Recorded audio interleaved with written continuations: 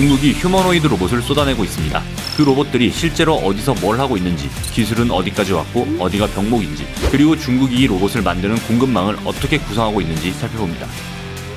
안녕하세요, 이지현입니다. 오늘은 중국 휴머노이드 로봇 이야기입니다. 춤추는 로봇, 마라톤하는 로봇, 킥복싱하는 로봇. 지난 1년 사이에 중국 로봇 영상 한 번쯤은 보셨을 텐데요. 이게 쇼인지 산업인지 오늘 정리해보겠습니다.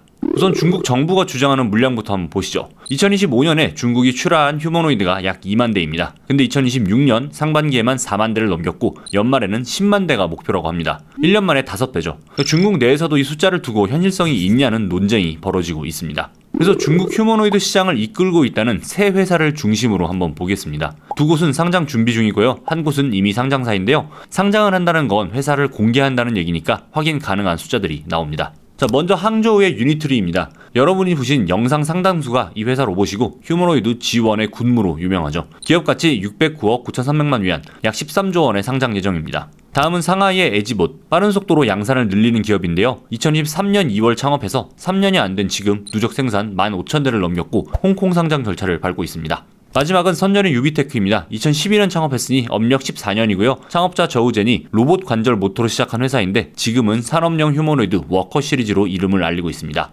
출하량을 보겠습니다. 유니트리는 2025년 5,500대, 에지봇도 5,168대라고 발표했습니다. 유비테크는 숫자가 확 작아집니다. 2025년 출하량은 1,000대 남짓입니다. 그런데 실제 납품처 목록이 공개된 건 유비테크가 유일합니다. 1,000대 중에서 500대를 납품했다고 하는데 BYD, 폭스바겐, 폭스콘, 에어버스 등이 워커 S2를 자사 공장에 넣었습니다. 결국 만들 수 있다는 10만 대 중에서 명확하게 실제 공장에서 일하고 있는 로봇은 500대 남짓이란 얘기가 됩니다. 그럼 5,000대 넘게 생산했다는 유니트리와 에지봇의 로봇은 다 어디로 갔을까요? 이것은 유니트리가 제출한 투자 설명서에서 확인할 수 있습니다. 2025년 매출이 16억 9,900만 위안, 하나 약 3,700억 원입니다. 그러니까 전년 대비 330%가 늘었으니까 성장세는 대단하죠. 중요한 건 내용물입니다. 과학 연구와 교육이 73.6%, 상업, 소비용이 17.4%, 공장이나 산업 현장은 9%입니다. 공장으로 간 건 10대 중에 한 대가 안 되죠. 또 뒷받침하는 숫자가 하나 더 있는데요. 유니트리의 상위 5대 고객을 다 합쳐도 매출의 10.61%입니다. 1위 고객이 중국의 아마존이라는 징둥인데 3.54% 정도입니다.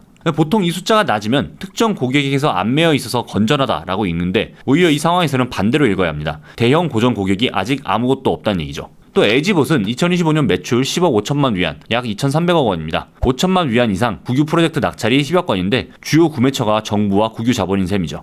정리하면 중국 1위는 연구실 수요로, 2위는 정부 수요로 굴러가고 있습니다. 진짜 공장 수요를 가진 유비테크만 500대를 팔았고요. 물론 이게 나쁘다는 것은 아닙니다. 연구용도 시장이고 유니트리는 그 시장을 장악해서 여기까지 왔죠. 다만 중국 로봇이 공장을 접수하고 있다는 이미지와는 좀 거리가 있습니다. 그럼 왜 공장에는 못 들어가고 있을까요? 휴머노이드를 세 덩어리로 나눠서 한번 보겠습니다. 자, 몸, 다리와 프레임과 관절, 서고 걷는 부분입니다. 손, 물건을 짚고 놓는 부분, 촉각이 여기 들어갑니다. 뇌, 뭘 해야 하는지 판단하는 부분, 체화 AI, 인바디드 AI라고 부르죠. 몸은 어렵습니다. 이족 보행은 손바닥 위에 막대기를 세우고 걷는 것과 같아서 관절부터 20개에서 50개를 초당 1000번 이상 제어해야 하고 0.01초만 늦어도 넘어집니다. 그런데 이건 많은 부분이 해결이 됐습니다. 평지 보행, 계단, 초당 3m 주행 모두 안정화됐고 중국 기업들이 가장 앞서 있죠. 우리가 보는 각종 시연 영상들이 그 결과입니다.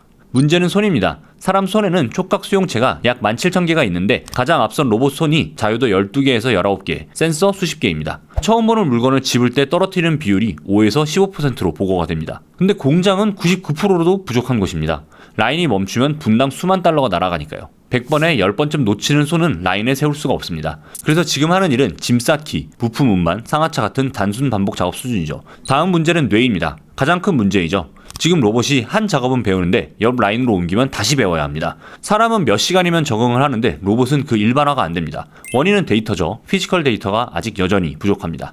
사실 이건 미국도 마찬가지입니다. 미국에서 선도라는 테슬라는 옵티머스 생산 대수를 공식 발표한 적이 없고 프리먼트 공장 생산은 올해 7월 중순까지도 시작되지 않았습니다. 결정적인 건 머스크 본인의 발언인데요. 올해 1월 실적 발표에서 현재 옵티머스는 생산적인 작업이 아니라 주로 학습을 위한 것이라고 인정을 했습니다. 그러니까 자기 공장에 1,000대 넘게 돌리고 있지만 일을 시키는 게 아니라 데이터를 모으는 중이란 얘기죠. 그래서 완성품 층위에서는 중국도 미국도 아직은 승자가 없습니다.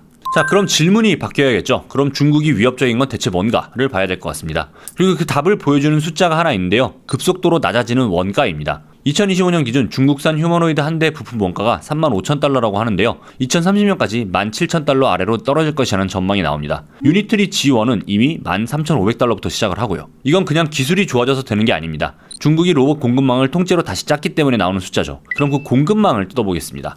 로봇 한 대에 돈이 어디로 가는지 보시죠. 테슬라 옵티머스 2세대 기준으로 부품 원가 비중을 뜯어본 자료가 있는데요.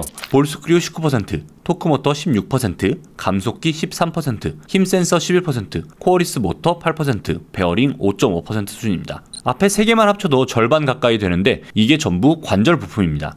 결국 휴머노이드는 관절 덩어리란 얘기가 되죠. 좀 익숙한 그림이 있죠. 전기차는 원가의 40% 안팎이 배터리입니다. 그래서 전기차 싸움은 배터리 싸움이었고 중국이 그걸 이겼습니다. 그리고 휴머노이드는 그 자리에 관절이 들어가 있습니다. 원래 이 시장은 일본과 독일 것이었습니다. 하모닉 드라이브라는 정밀 감속기를 일본 회사들이 사실상 독점했죠. 중국이 지난 10년간 한 일이 이걸 하나씩 국산화하는 거였고요. 그래서 지금은 감속기를 리더세보와 상한찬동이라는 회사가, 서버모터를 후이찬 기술과 에스툰이라는 회사가 맡고 있습니다. 공급망 국산화율이 70%를 넘었습니다. 여기에 3가지가 더 붙습니다. 밀집도, 선정과 첨광삼각주에 모터, 감속기, 센서, 프레임 업체가 반경 수십 킬로 안에 몰려 있습니다. 현지에서는 부품 조달이 국수 한 그릇 먹는 시간에 다 된다고 하죠. 그러니까 시제품을 하루에도 몇 번이나 고쳐볼 수가 있습니다. 그리고 전기차. 중국이 10년간 전기차를 만들며 쌓은 게 모터와 배터리와 센서를 싸고 빠르게 만드는 능력입니다. 휴머노이드에 들어가는 게 정확히 그것들이고요. 로봇 공급망으로 활용이 가능하죠.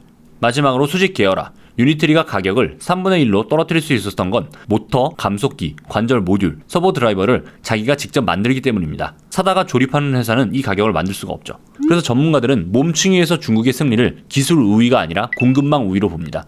그리고 이게 더 무섭다고 보고요. 기술 격차는 인재를 데려오면 좁힐 여지가 있지만 부품업체 수백 곳이 반경 50km에 모여있는 생태계는 돈만으로는 꿀릴 수 없기 때문이죠.